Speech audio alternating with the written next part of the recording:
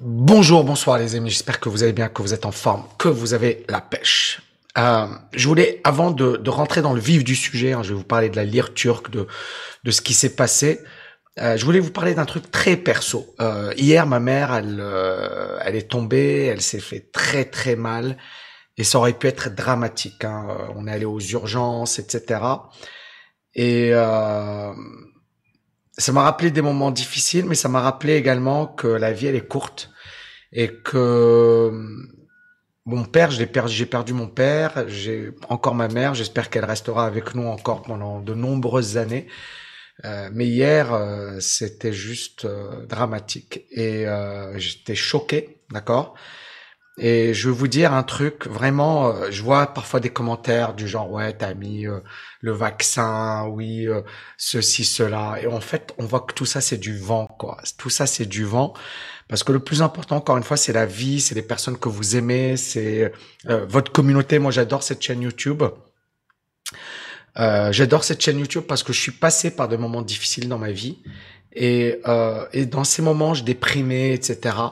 Et si je publie autant sur YouTube, parce que honnêtement, aujourd'hui, j'ai pas besoin de publier autant sur YouTube. J'ai même pas besoin de bosser. Vraiment, je le dis. Alors, je suis un compétiteur. Je suis un entrepreneur. Et un entrepreneur, le propre d'un entrepreneur, c'est de pas arrêter de continuer. Mais si c'était que pour de l'argent, j'aurais arrêté depuis bien longtemps. Mais derrière, pour moi, il y a bien plus que l'argent. Maintenant, l'argent, c'est un moteur, c'est une énergie.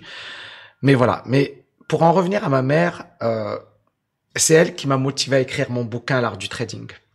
Quand je lui ai dit, voilà, je sortais d'un divorce et dans une période de merde dans ma vie, elle m'a dit, écris un bouquin. Et je me dis, attends, je viens de sortir d'un divorce, j'ai réussi l'agrégation, je suis pas bien. Et j'ai écrit un bouquin. Et c'est elle qui m'a lancé cette phrase. Moi, je lui ai dit, ça va me prendre une année. Elle m'a dit, c'est quoi une année dans la vie d'un homme? Et sans elle, j'aurais jamais écrit ce bouquin, L'art du trading. L'art du trading, j'aurais jamais écrit ce bouquin. Jamais. Jamais. Et elle a su me redonner confiance à un moment où j'étais très, très, très down. Et je tiens à remercier les mamans, à les féliciter parce que les mamans sont extraordinaires. Et alors les papas aussi, mais c'est vrai que les mamans, voilà, encore plus que les papas, quoi. Il faut le reconnaître. Et, euh, et les mamans sont extraordinaires et je tenais vraiment à lui rendre hommage, euh, à lui dire, tant que je peux le dire, que je l'aime, que ce qu'elle a fait, c'est juste extraordinaire et que, franchement, dans nos vies du quotidien, on se prend la tête sur des conneries et compagnie, alors que le plus important, encore une fois, c'est voilà, c'est la famille, c'est les gens qu'on aime. Et arrêtez de vous prendre la tête avec des détails, avec des conneries, parce que avec le recul, tout ça, vous allez en rigoler par la suite. Donc vraiment, j'ai envie d'insister sur ça. Bon, désolé pour cette petite parenthèse perso. Je voulais la partager avec vous parce que j'adore cette communauté, parce que j'adore cette chaîne YouTube. Et je voulais bien évidemment vous dire voilà ce que j'avais sur le cœur. Bon, on va rentrer dans le vif du sujet. On va parler de la lyre turque. Et la lyre turque, c'est littéralement effondré. Alors là, j'ai mis moins 28%. Mais attendez, je vais vous montrer les trucs parce que c'est juste incroyable. Voilà. C'est juste incroyable. Regardez ce truc. Donc le 20, on est bien d'accord. Erdogan, il vient, il explique que oui, les taux d'intérêt, c'est trop important. Et il parle de religion, etc. C'est de la politique. Faut pas mélanger les deux, mais bon, voilà. Il fait de la politique et il explique que l'islam, ceci, ok, très bien. Donc quand il dit ça, la lire turque s'effondre et et perd 10%. Et puis ensuite, il va faire une annonce choc. Et quand il va faire cette annonce choc, la lire turque va passer de 18,26 à 11, 11 au plus bas. C'est-à-dire qu'elle va perdre 40% en un jour. Vous imaginez une monnaie qui perd 40%. Et en fait, ce qui se passe là, sur la lire turque, il y a plusieurs experts qui disent c'est du jamais vu. On n'a jamais vu une volatilité aussi importante. Donc, je vais essayer de vous expliquer pourquoi, comment, etc. Si ça vous intéresse, bien évidemment. Et si ça vous intéresse, lâchez-moi un énorme pouce bleu. Mettez-moi en commentaire du agir. N'oubliez pas le plus important. N'oubliez pas le plus important, les amis. Et c'est pour ça qu'encore une fois, je vous ai fait cette petite intro. C'est pas pour parler de ma vie perso, parce qu'on s'en fiche, mais je sais que parmi vous, il y en a qui passent par les mêmes moments. Il y en a voilà, qui ont des parents malades, qui ont des... Et voilà, apportez-leur un maximum d'amour, apportez-leur un maximum d'amour parce que ces personnes ont fait le maximum pour nous. Donc, il faut jamais l'oublier. Bon, la folle journée de la lire turque. Donc, on a une volatilité extrême, la lire turque qui explose dans un premier temps. Hein.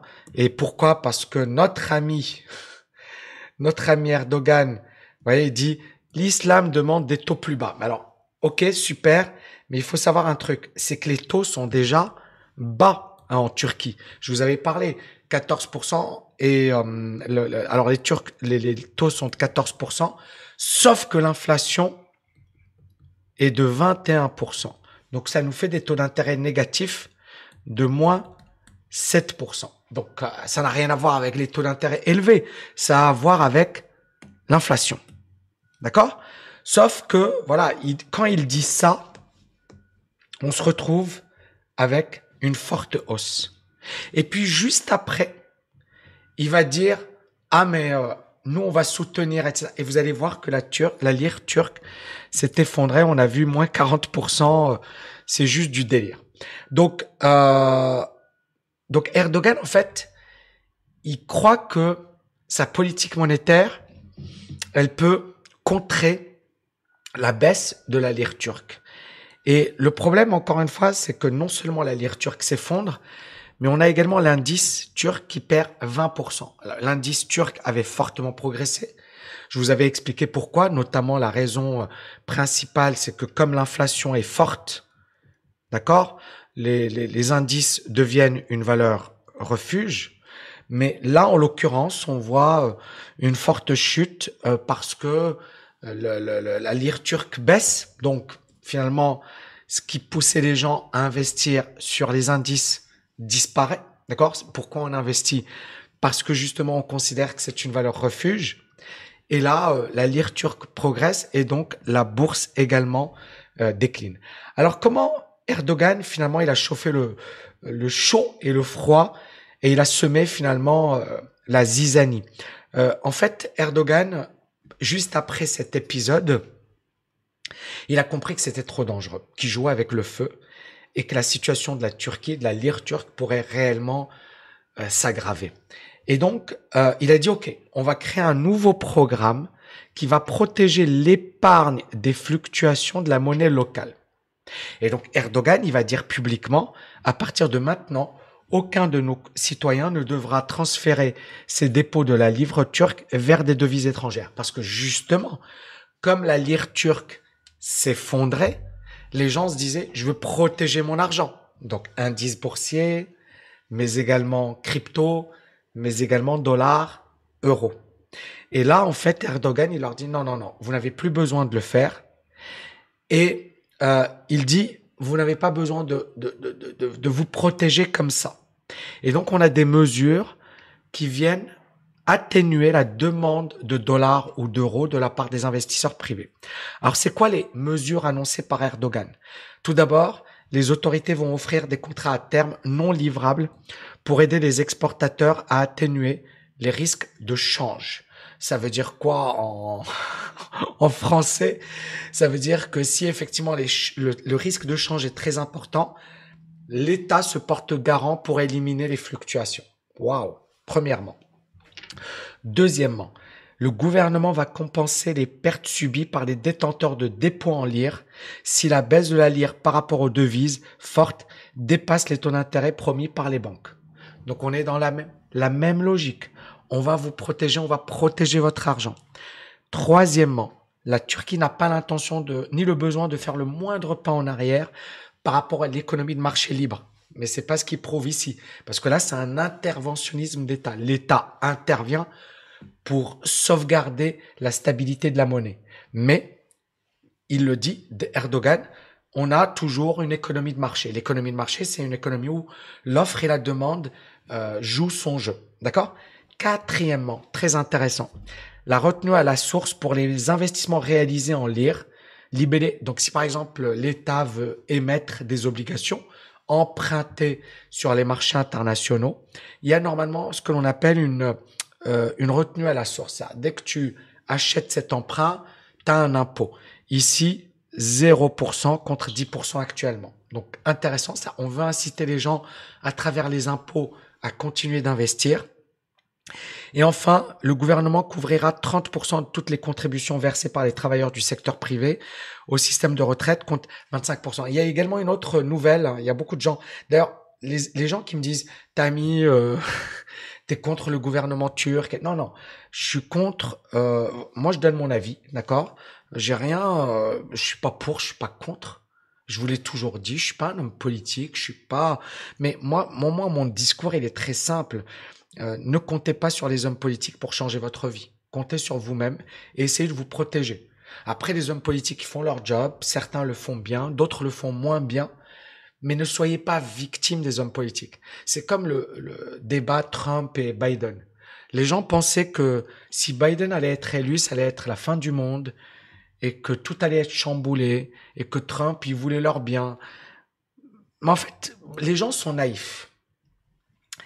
Encore une fois, les hommes politiques, ils jouent un rôle important. D'accord? Je ne le nie pas. Mais ils peuvent pas changer votre vie. Ils vont mettre en place des règles, parfois bien, parfois moins bien. Mais après, ça va pas impacter votre vie plus que ça. C'est à vous de changer votre vie. Une fois que vous avez compris ça, vous allez comprendre que perdre son temps à être derrière un homme politique ou à dire ouais, tel homme politique, c'est que vous êtes super naïf. Moi, je suis désolé. Vous êtes super naïf. Pour ceux qui y croient, c'est comme les gens, ils sont derrière une équipe de foot. Voilà, c'est bien le foot, c'est sympa, mais ne faites pas de ça une obsession. Ça reste un match de foot. Ça va pas changer votre vie. Il faut le comprendre. Donc, ici, on a plusieurs mesures. Et ce sont ces mesures qui expliquent la chute du dollar contre la lire turque ou l'explosion à la hausse de 40% de la lire turque. C'est juste énorme. Alors, est-ce que Erdogan peut finalement changer la donne? Parce qu'encore une fois, le but d'Erdogan, c'est quoi? C'est de dire les taux d'intérêt sont très élevés. En diminuant les taux d'intérêt, d'accord? En diminuant les taux d'intérêt, je permets finalement de soutenir l'économie. C'est soutenir l'économie, d'accord? Donc, le fait de baisser les taux d'intérêt, ça permet de relancer la consommation, de diminuer le chômage, de relancer la croissance, etc.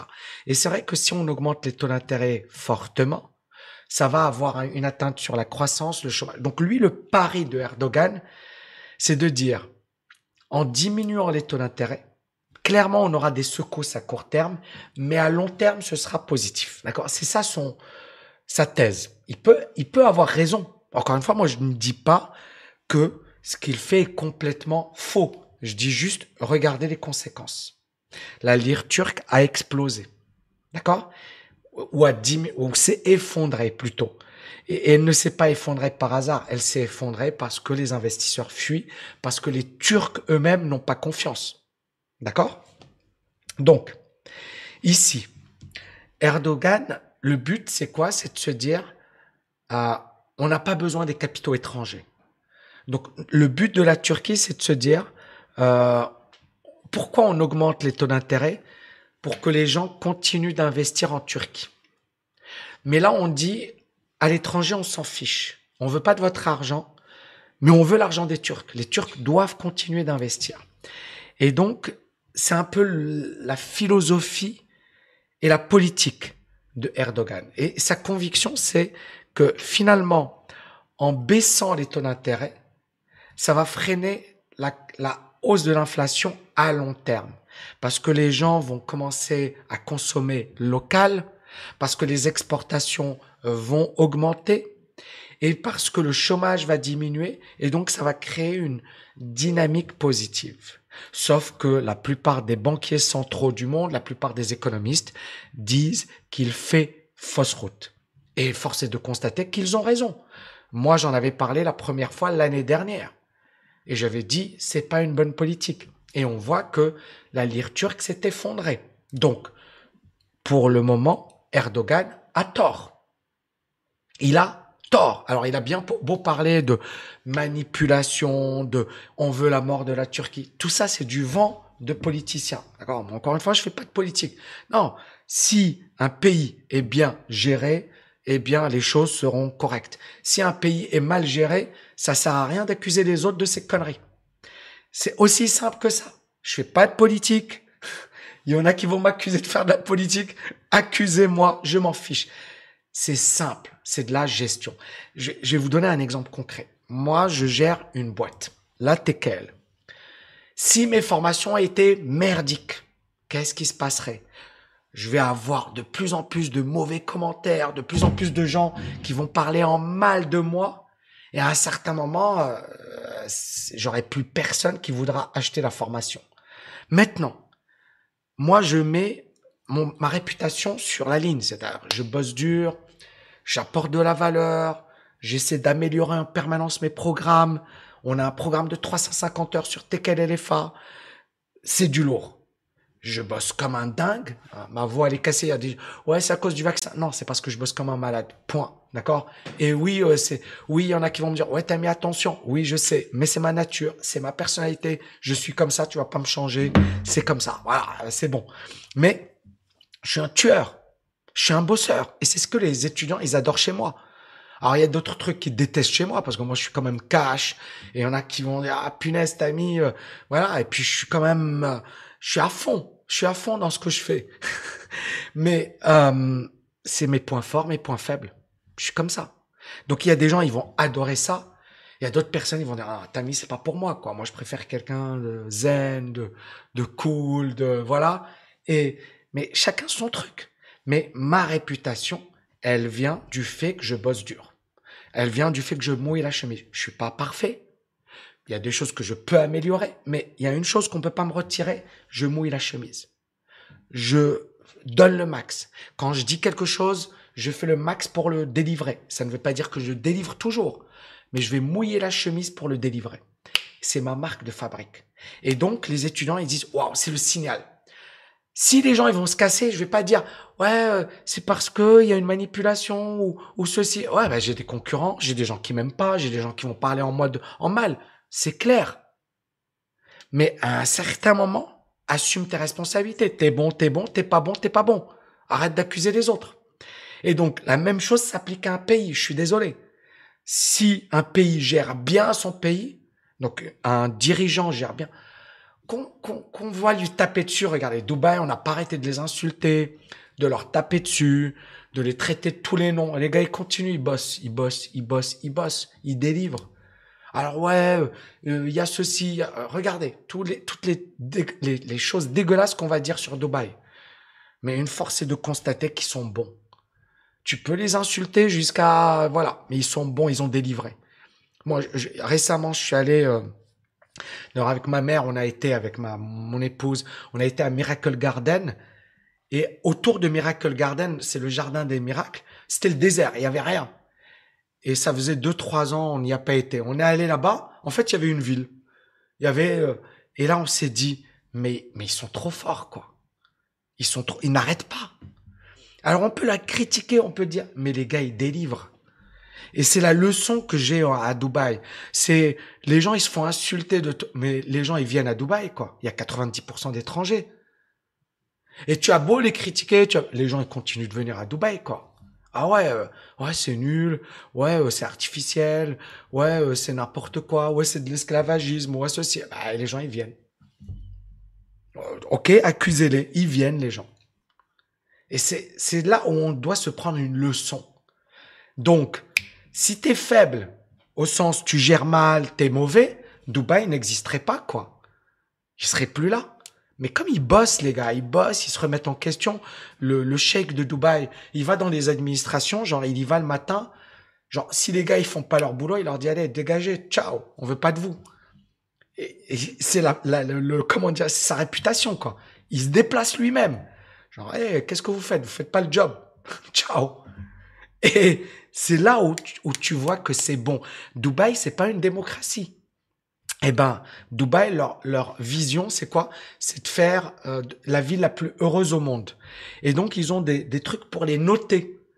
Ah, tu viens, tu notes. Tu vas dans une administration, si t'es pas content, je suis pas content. Je suis pas content, les amis. Je suis pas content. Le vote. Et puis, en fait, eux, ils considèrent ça comme important. Et c'est là où tu te dis, mais en fait, tu donnes une leçon entre guillemets aux démocraties, où on nous bastine les oreilles avec genre c'est parfait, c'est génial, c'est magnifique, c'est extra. Sauf que les gens, par exemple, tu as un service, t'es traité comme de la merde. Genre, beaucoup parlent de l'école, de l'éducation, des hôpitaux, mais c'est souvent moyen, quoi. Et Dubaï te donne une leçon. Ils donnent des leçons. Et c'est là où eux, ils agissent. Et il y a beaucoup de gens, ils parlent, ils parlent, ils parlent. Et c'est un peu ça, moi, ce que j'ai envie de dire. Il faut arrêter d'utiliser la religion, la théorie du complot, etc. T'es bon, t'es pas bon. Alors oui, il y a de la manipulation. Oui, oui, oui, oui, oui. T'es bon, t'es pas bon. D'accord? T'es bon, t'es pas bon. Point à la ligne. Tu bosses pas. C'est pas t'as le moindre petit bobo, ouais, c'est à cause de... Non, t'as bossé, t'as pas bossé. Donc, Erdogan, il a mené une mauvaise politique. Et donc, lui, son but, c'était de se dire, en baissant les taux d'intérêt, Ouais, ok, très bien. Bah, ça n'a pas marché. Et ça a créé une chute record de la lire turque. Et le problème, c'est que comme la lire turque s'est effondrée, on a eu une explosion de l'inflation. Et donc, dans les magasins, les supermarchés en Turquie, il y a la valse des étiquettes. C'est-à-dire, les prix augmentent tellement fortement qu'aujourd'hui, par exemple, le prix est de 10, demain, il est 11, après-demain, 12. Et donc, tous les jours, dans les supermarchés, les gens, ils changent les étiquettes, ce qui est du gros n'importe quoi, on est d'accord. Et donc, on a pas mal d'entrepreneurs qui ont dit justement le modèle d'Erdogan, des entrepreneurs turcs, qui ont dit c'est pas top. Erdogan, il devrait changer de politique. Mais voilà, Erdogan, ça reste un homme politique, c'est pas un économiste. Et encore une fois, il y a beaucoup de gens, et je sais même des gens d'origine turque sous la vidéo, ils m'ont dit, Tammy, Erdogan, il a quand même un bilan positif, il a fait des bonnes choses, etc. Il y a des gens qui défendent Erdogan, il y a des gens qui sont contre Erdogan. Mais encore une fois, je ne fais que juger. Je suis pas pour, je suis pas contre. Et il a probablement fait des choses bien, mais il a probablement fait des choses moins bien. Mais à un certain moment, c'est quoi le résultat? Vous voyez ce que je veux dire? Et donc, la Turquie, l'économie, c'est ça. On va faire un bilan de la Turquie. 83 millions d'habitants. Population très jeune. 24% de la population a moins de 15 ans. C'est beaucoup. Par rapport à 17% dans l'OCDE. On a 8,7% de personnes âgées de plus de 65 ans contre là, dans 2 secondes, on a 8,7% contre 17% dans l'OCDE. Et on a les migrants 7% versus 13,%. Et le PIB, il est de 762 milliards de dollars. Donc ça, c'est assez intéressant. Et là, j'ai fait une comparaison. Voilà. Turquie, France. Donc le PIB de la Turquie, 700 milliards de dollars versus 2600 milliards de dollars en France. Mais là où c'est intéressant, le PIB par tête, 8600 en Turquie, 40 000 dollars en France, bien plus important, 5 fois plus important. Mais par contre, la dette turque, 286, 3 000 milliards, mais en pourcentage du PIB, 40% versus 115%. Donc vous voyez, effectivement, on a une situation qui est bien plus favorable pour la Turquie en termes de dette. D'accord? Ensuite, vous avez la dette par tête, le déficit. D'accord? Et on voit que les ratios sont quand même meilleurs pour la Turquie que pour la France. Après, bien évidemment, je ne vais pas rentrer dans tous les détails, hein, c'est pas le but. Donc pour dire que la Turquie n'est pas forcément très mal gérée. Que la Turquie, ça reste un pays exportateur, ça reste un pays solide, ça reste un pays qui a une bonne réputation. Sauf que la politique monétaire de Erdogan a été catastrophique. Et c'est pas être anti-turc, anti-Erdogan que de le dire. C'est juste un constat. Et donc le problème de Erdogan, c'est qu'il s'entête. Il est dans son délire de c'est ma politique, j'ai raison. Je lui souhaite d'avoir raison. Mais à un certain moment, il faut regarder la réalité en face. La politique monétaire, elle est importante. Ça n'a rien à voir avec les taux d'intérêt. C'est si l'inflation grimpe, ben, la seule manière de diminuer l'inflation, c'est d'augmenter les taux d'intérêt. Jusqu'à preuve du contraire, il n'y a pas de... Erdogan, ce qu'il propose est intéressant, mais c'est temporaire. Là, il est en train de faire du bricolage. Parce que, encore une fois, la seule solution qui va calmer tout le monde, ça va être d'augmenter les taux d'intérêt. Sauf qu'augmenter les taux d'intérêt, les conséquences peuvent être très négatives pour la Turquie. Donc, encore une fois, c'est expérimental ce que fait Erdogan. Son intuition est peut-être bonne. Seuls les faits nous le diront. Je pense qu'on verra dans 6 mois, 12 mois. J'espère juste que ça ne va pas s'aggraver. Mais bien évidemment, à court terme, ça a calmé les esprits, ça a redonné confiance aux Turcs, ça a redonné confiance dans la monnaie turque, mais ça reste du bricolage à court terme. Et donc à partir de là, la meilleure manière de régler ça, c'est clairement de mieux gérer sa monnaie. Et donc à partir de là, augmenter les taux d'intérêt, augmenter les exportations et faire en sorte d'assainir la structure économique. Mais ça peut prendre beaucoup de temps. Le dernier point très important que j'ai pas vraiment noté, c'est le chômage et le taux d'emploi. En Turquie, le taux d'emploi est de 45%. Ça veut dire les gens en âge de travailler et qui travaillent. Dans l'OCDE, c'est 57%. C'est pas le taux de chômage, hein. Le taux de chômage en Turquie est de 13%. Le taux de chômage, c'est les gens qui veulent travailler et qui ne travaillent pas. Dans l'OCDE, c'est 5%. Donc on voit un taux de chômage plus important que la moyenne européenne ou l'OCDE et un taux d'emploi plus faible. Donc ça veut dire qu'il y a beaucoup de gens en Turquie qui souffrent de l'activité économique. Donc on peut comprendre la stratégie de Erdogan. Baisser le taux d'intérêt, c'est assurer également le calme social. Parce que le taux de chômage est trop important, le taux d'emploi est trop faible. Mais malheureusement, ça reste du bricolage. Et donc les vrais politiques ou les vrais résultats, c'est l'innovation, c'est les exportations, c'est revenir à la croissance. Et c'est pas des politiques que tu peux faire en 6 mois, c'est 5 ans, 10 ans, malheureusement. C'est-à-dire, ce ne sont pas des résultats qu'on a comme ça rapidement. Et on le voit, l'Europe, États-Unis. L'Europe a fait des mauvais choix, les États-Unis ont fait des meilleurs choix. Je parle dans la recherche et développement, etc. Et il y a eu un gap qui s'est creusé entre les États-Unis et l'Europe parce que les États-Unis ont fait ce que l'Europe n'a pas fait. Et on l'a pas vu au bout d'1 an, au bout de 2 ans. Non, on l'a vu au bout de 5 ans, 10 ans et on a vu au début, voilà, les deux pays évoluer quasiment dans le même niveau. On va mettre les États-Unis, alors l'Europe en bleu, les États-Unis en rouge. Puis là, les États-Unis, ils ont creusé l'écart avec l'Europe. Vous voyez? Parce que justement, les politiques économiques, politiques monétaires, politiques budgétaires, politique de la recherche, politique de l'innovation, les meilleurs cerveaux, hein, on parle des 50% des boîtes de la Silicon Valley, là c'est très très intéressant, sont créées par des étrangers, des Indiens, des Asiatiques, etc. Et donc on voit bien que les États-Unis ont une politique extrêmement agressive sur la partie innovation, recherche. Regardez les prix Nobel français récents, par exemple, Duflo, Esther Duflo. Elle est diplômée de l'école normale supérieure, elle est agrégée d'économie, mais elle est où aujourd'hui? Elle est au MIT, elle est aux États-Unis. Et vous allez voir les meilleurs cerveaux, même français, ils sont aux États-Unis. Les meilleurs cerveaux au monde, ils sont aux États-Unis. Ils ont une politique agressive pour attirer les meilleurs cerveaux au monde. Et les gars, ils n'ont pas d'état d'âme. Et donc, c'est cette politique qui explique l'écart entre l'Europe et les États-Unis. Mais ça s'est pas fait du jour au lendemain. Ça s'est fait sur 5, 10, 15 ans, 20 ans. Et petit à petit, ils ont commencé à creuser l'écart. Et donc, c'est la même chose pour la Turquie. C'est des politiques dont on va pas voir les fruits aujourd'hui.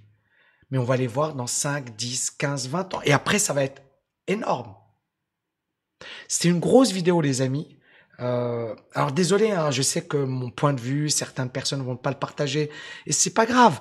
Je suis pas parfait, parfois je peux me tromper, d'accord, je vous le dis honnêtement. J'ai des convictions, j'ai un vécu, j'ai une expérience, ce qui fait que ça me donne ma manière de voir le monde, qui est pas celle de Monsieur Tout le Monde. Chacun a sa manière de voir le monde.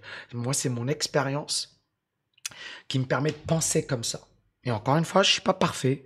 Je peux être complètement à côté de la plaque pour certains, et vous avez peut-être raison, mais je pense qu'encore une fois, j'ai mon mot à dire, j'ai mon opinion.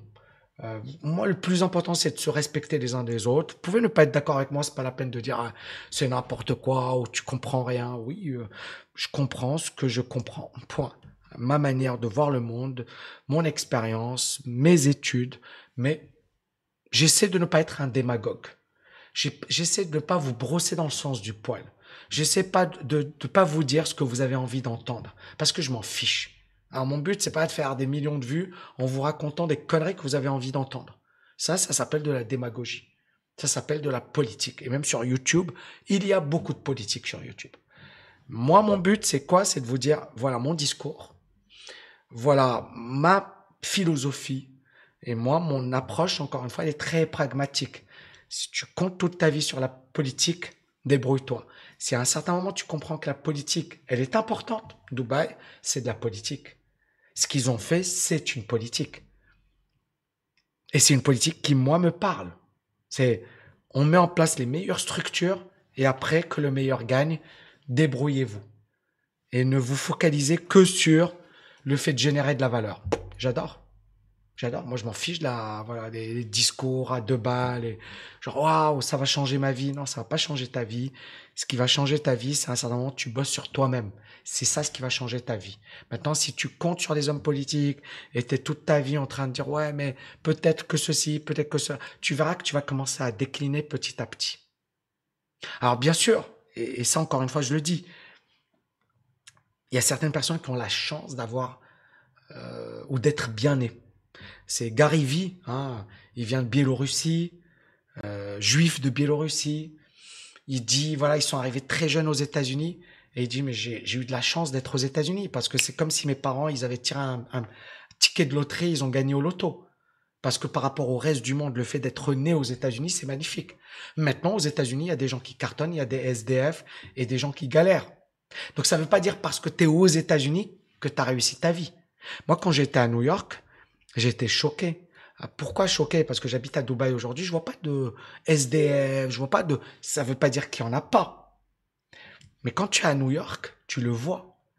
Tu vois des gens genre, qui vivent dans la misère et tu vois des gens qui vivent dans l'opulence. Des gens qui sont très très riches et des gens qui sont très très pauvres. Et je l'ai vu à Hong Kong également. Mais à Singapour également. Hein. Tu as des gens. Singapour, c'est l'une des villes ou des pays les plus riches au monde. Des SDF, dormir, alcoolo. Et tu dis comment dans un pays aussi riche, tu peux avoir des gens vivre dans une telle misère. Eh bien, c'est justement parce que c'est pas suffisant. Tu dois travailler sur toi en permanence. Tu dois avoir un bon mindset. Tu dois avoir une vision. Tu dois travailler sur ta liberté financière. J'ai fait beaucoup de storytelling dans mes livres, mes vidéos. Je vous ai parlé de mon parcours. Je vous ai dit que moi, voilà, j'ai failli sombrer parce que j'avais tout perdu dans ma vie. Mais j'ai eu de la chance. Je me suis ressaisi. Et ça, encore une fois, c'est très important. Autre point à noter, je vais faire des vidéos sur, je pense, le plafond de la dette, sur, voilà, bon, j'ai parlé de la Turquie, mais croyez-moi, c'est important d'en parler parce que c'est vraiment l'actualité. Tami.net/OMI, c'est un bootcamp sur les options pour ceux que ça intéresse, qui va être juste énorme. Donc, tami.net/OMI, Options Mastery pour les investisseurs. Top. Et je vais faire des vidéos prochainement sur le plafond de la dette aux États-Unis, sur le livret A. Voilà, j'ai plein de thèmes de vidéos, mais aujourd'hui, voilà, je pense que c'était une vidéo importante. Merci infiniment, les amis. Prenez soin de vous et je vous dis à bientôt. Ciao, ciao, ciao.